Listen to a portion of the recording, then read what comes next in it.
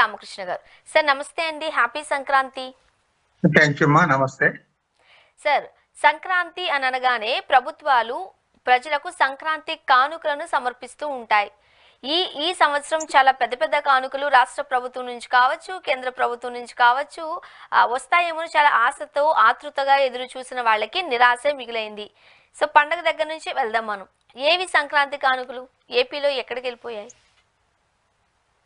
ఆంధ్రప్రదేశ్ సంక్రాంతి కానుకలు ఇవ్వడానికి మన రాష్ట్ర ముఖ్యమంత్రి దగ్గర పెద్దగా నిధులు లేవు. ఎందుకంటే చంద్రన్న కానుక అనే పేరుతో ఏదైతే ఇచ్చారో అది కూడా ఇవ్వడానికి వారి దగ్గర డబ్బులు లేని పరిస్థితి. 1వ తేదీకి జీతాలు ఇవ్వాలంటే కూడా అప్పులు చేసే తప్ప జీతాలు ఇవ్వలేని పరిస్థితిలో మన ఆంధ్ర రాష్ట్ర పరిస్థితి, ఆర్థిక పరిస్థితి అధ్వాన్నంగా ఉంది. అది ఇప్పుడే కాదు, గత 2-3 సంవత్సరాలుగా అదే పరిస్థితి కొనసాగుతా ఉంది. కొత్త గవర్నమెంట్ వచ్చిన తర్వాత కూడా ఉన్నట్టుండి ఏదో సంపద సృష్టిస్తాము లేదా డబ్బులు వస్తాయంటే డబ్బులు వచ్చే మార్గాలు లేవు. కాబట్టి సహజంగా అప్పులపైన ఆధారపడి ఈ ప్రభుత్వం అయినా సరే జీతాలు కానీ పెన్షన్లు కానీ ఇస్తూ ఉంది.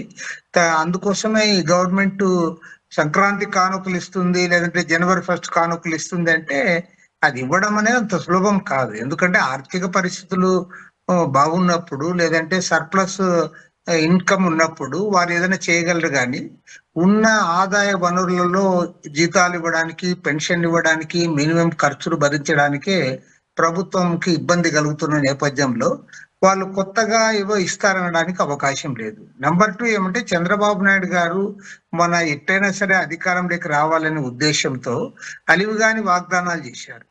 అన్ని రకాల వాగ్దానాలు రైతులకు, యువకులకు, విద్యార్థులకు, అదే విధంగా తల్లులకు, మహిళలకు అందరికి కూడా విపరీతమైన వాగ్దానాలు చేశారు.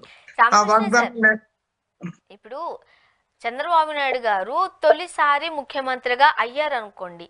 సో అధికారం చేపట్టడం కోసము, అధికారంలోకి రావడం కోసము రాష్ట్ర బడ్జెట్ ఎంత ఉంది, నేను అధికారంలోకి వచ్చినట్లయితే నేనేం చేయగలను, ఇవన్నీ తెలియకుండా చేశారని అనుకోవచ్చు. బట్ చంద్రబాబు నాయుడు గారిని ముఖ్యమంత్రిగా కన్నా కూడా ఒక గుడ్ అడ్మినిస్ట్రేటర్గా చూస్తూ ఉంటారు కదా. మరి ఈ నేపథ్యంలో ఇవేమీ తెలియకుండానే అలవి కాని హామీలు ఇచ్చేశారా? అధికారం చేపట్టడం కోసం ప్రజలను ఎంతకైనా మోసం చేయడానికి చంద్రబాబు నాయుడు గారు ఈ వయసులో ఇటువంటి పనులు చేస్తారా? కొంతమంది బాహాటంగానే గట్టిగానే మాట్లాడుతున్న మాటలు, మీరేం చెప్తారు? మా ముఖ్యమంత్రి గారికి ఆర్థిక పరిస్థితులు తెలియవని అనుకోవడానికి వీల్లేదమ్మా. ఎందుకంటే గతంలో ఆయన 15 ఏళ్ల పాటు ముఖ్యమంత్రిగా పనిచేశారు. తర్వాత అంతకుముందు 15 ఏళ్ల పాటు దాదాపు రాష్ట్రానికి ప్రతిపక్ష నేతగా ఉన్నారు. అంతేకాకుండా అంతకుముందు ముఖ్యమంత్రి కాకముందు ఆయన రెవెన్యూ మినిస్టర్ గా పనిచేశారు, ఫైనాన్స్ మినిస్టర్ గా పనిచేశారు.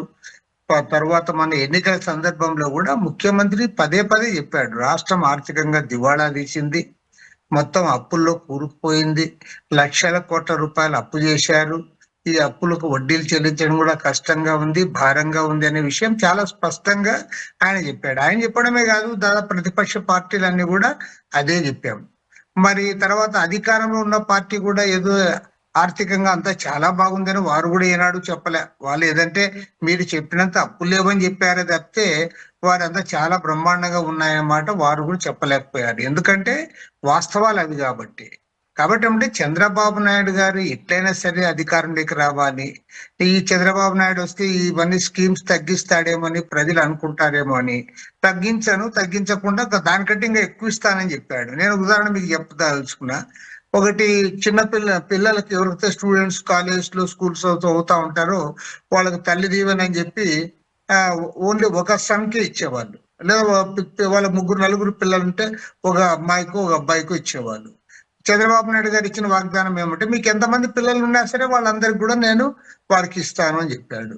మరి ఇప్పుడు దాన్ని చెప్పడానికి, దాన్ని ఆ రోజు చెప్పినప్పుడు మాత్రం చాలా సునాయాసంగా చెప్పగలిగాడు. అదే విధంగా మహిళలందరికీ 1500 రూపాయలు ప్రతి నెల ఇస్తానని చెప్పాడు.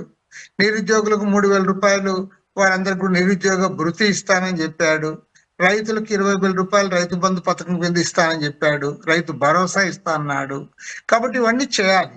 చంద్రబాబు నాయుడు అధికారంలోకి వచ్చిన తర్వాత ఒక అంశాన్ని మాత్రం, ఒక్క హామీని మాత్రమే అమలు చేశాడు. అదేంటంటే 4,000 రూపాయలు పెన్షన్ ఇస్తానన్నాడు. 4,000 రూపాయలు పెన్షన్ మాత్రం ఇవ్వగలుగుతా ఉన్నాడు. అది అష్ట కష్టాలు పడి అప్పు తెచ్చి ఆ పెన్షన్లు అయినా ఇవ్వగలుగుతున్నాడు.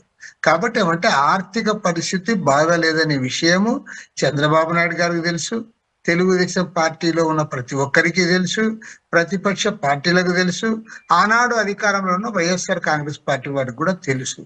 తెలిసి ఉండి కూడా వాగ్దానాలు చేశాడు. ఎట్లయినా సరే ప్రజలను ఒప్పించాలి, మెప్పించాలి, ఓట్లు పొందాలి, అధికారంలోకి రావాలనే ఉద్దేశంతో ఆయన ఆనాడు చెప్పాడు. చెప్పిన తర్వాత ఇవాళ చేయడానికి ఇబ్బందులు పడతా ఉన్నాడు. పైగా ఇప్పుడేమంటున్నాడంటే, మీకంతా తెలుసు కదా, నేను ఇంత అధ్వానంగా ఉంది ఆర్థిక పరిస్థితి అని నేను అనుకోలేదు, చాలా అధ్వానంగా ఉంది, బీరువా తెరిస్తే బీరువాలో డబ్బులు లేవు అని చెప్తాను. కాబట్టి దీన్ని బట్టి స్పష్టంగా అర్థమయ్యేది ఏమంటే, చంద్రబాబు నాయుడు గారికి తెలియదని అనుకోనక్కర్లే. చంద్రబాబు నాయుడుకి తెలుసు, కొత్తగా రాజకీయాల్లోకి వచ్చిన వాళ్ళకి తెలుసు, ఆ రోజు జర్నలిస్ట్ అందరికి కూడా తెలుసు, అధికారంలో ఉన్న పార్టీకి కూడా తెలుసు. తెలిసిన అంశాన్ని ఎన్నికల్లో చెప్పకుండా ఆయన అన్ని చేస్తానని చెప్పాడు. ఇప్పుడు చేయమని అడుగుతాడు.